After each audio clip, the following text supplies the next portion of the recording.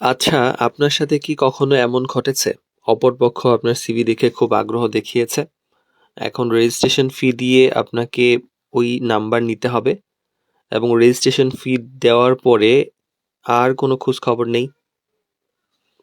অনেক marriage media আজকাল fake অভিভাবক প্রোফাইল তৈরি করে, যেটা অভিভাবকের ব্রেইন ওয়াশ করার জন্য। সুন্দর ছবি, অনেক অ্যাডভান্স লেভেলের সিভি, এত ভালো ভালো কোয়ালিফিকেশন, এত সুন্দর সুন্দর জব, যেই সব এআই দিয়ে তৈরি করা হয়। শুরুতেই বলে ওরা আপনার প্রতি আগ্রহী, এই একটা বিশ্বাসে অভিভাবক অনেক টাকা দিয়ে দেয়। একদম ৫,০০০ থেকে ১৫, ২০, ৩০,০০০ টাকা পর্যন্ত লেনদেন হয়ে যায় এই একটা কথার জন্য। কারণ মেয়েকে এই সুন্দর ছেলের কাছে বিয়ে দিতে হবে। দেওয়ার পর কি হয়? কল ধরে না, হোয়াটসঅ্যাপে ব্লক, অথবা সম্পূর্ণ উধাও। অথবা দেখা যায় যে আপনার সঙ্গে রেসপন্স করছে, কিন্তু যার নাম্বার দিয়েছে সেই মিডিয়ারই লোক। আপনি শুধু কথা বলছেন, ঘোরাচ্ছে ঘোরাচ্ছে, জানাবো জানাবো জানাবো বলে আপনি বিরক্ত হচ্ছেন, একসময় আর রেসপন্স করছে না। হয়তো ব্লক হয়ে যাচ্ছেন বা আপনি নিজেই আশা হারিয়ে ফেলছেন। এই ১০, আপনি এখন আর্থিক আপনার সামাজিক অবস্থা এমন ভালো যে এই ৫,০০০, ১০,০০০, ১৫,০০০, ২০,০০০ টাকার জন্য আপনাকে, মানে আপনি আর কোনো আগ্রহ প্রকাশ করছেন না। আচ্ছা চলে গেছে, যাক আল্লাহর কাছে বিচার দিয়ে দিলাম। ব্যাপারটা এমন হচ্ছে। তো এই যে ফেক ছবি আর অতিরিক্ত সুন্দর সিভির কারণে কি ঘটে? আসলে এই যে অভিভাবক যারা এই সুন্দর সিভি দেখেছেন, ওনার মানসিকতা, রুচি বদলে যায়। সাধারণ আর বাস্তবের মধ্যে উনি আর পার্থক্য খুঁজে পান না।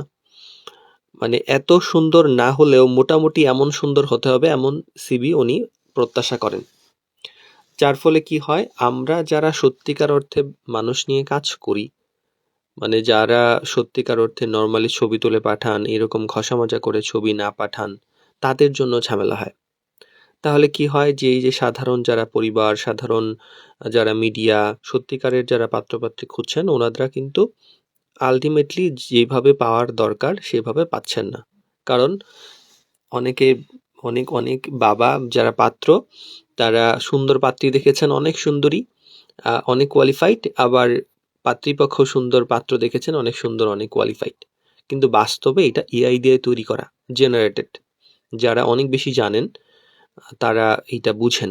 যেমন সম্প্রতি আমাদের সঙ্গে একটা কানাডার ভদ্রলোক, বাংলাদেশের একদম স্বনামধন্য ফ্যামিলির, একদম টপ লেভেলের একটা ফ্যামিলির সঙ্গে এটা ঘটেছে। ওই ভদ্রলোক কানাডায় থাকেন, ওনাকে একটা মিডিয়া থেকে সিভি দেওয়া হয়েছে। উনি সিভি পড়েই বুঝে ফেলেছেন যে না, এইটা তো কোনোভাবেই সম্ভব না। কানাডাতে বাংলাদেশি এরকম কেউ থাকবে বলে আমি জানি না, সম্ভব না সেটা। মানে এমন সুন্দর গভর্নমেন্টের একটা অফিসারের কথা কানাডায় বলেছে। তো উনি আবার ওই কানাডায় প্রতিষ্ঠিত, মানে বাংলাদেশের যে কেউ নাম বললেই চিনবেন। তো উনি তারপর ওনাদের বিরুদ্ধে মানে লিগ্যাল অ্যাকশন নেওয়ার চিন্তা ভাবনা করছেন, এমন আমাকে বললেন। তো যাই হোক, যে এই যে ব্যাপারটা, যে আমরা যখন উম আমরা বিয়ে নিয়ে কাজ করি, তখন কিন্তু কোনো এডিট ছাড়া বা ফিল্টার ছাড়া, কোনো ধরনের মেকআপ ছাড়া ছবি দেওয়ার চেষ্টা করি। তো হয় কি যে এর ফলে পছন্দ হয় না। মানে ছবি, সিভি দেওয়ার পর দিতেই থাকি, কিন্তু পছন্দ হয় না। কি যে চায় এটাও জানে না। লজ্জায় এটা বলতেও পারে না যে আচ্ছা ওই মিডিয়াতে তো এমন সুন্দর দেখেছিলাম, ঐরকম তো পাচ্ছি না।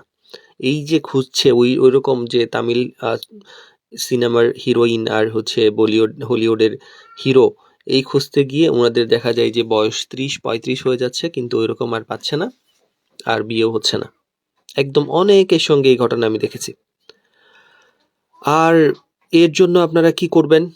আসলে একটা জিনিস খেয়াল রাখবেন যে সুন্দর সিভি এবং সুন্দর ছবি হলেই সুন্দর মানুষ হয় না। দরকার সততা, বাস্তবতা। বাস্তব সিভি দরকার, যাচাই করা দরকার।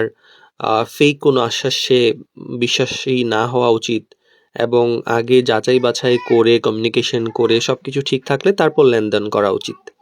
তাহলে আমরা হয়তোবা এই প্রতারক চক্রের কাছ থেকে রক্ষা পেতে পারি। আর না হলে ওই যে যারা প্রতিনিয়ত আমাদেরকে ফোন করে বলছেন যে এইরকম এইরকম আমরা ধরা খেয়েছি, এরকম আপনিও এই কাতারেই চলে যাচ্ছেন।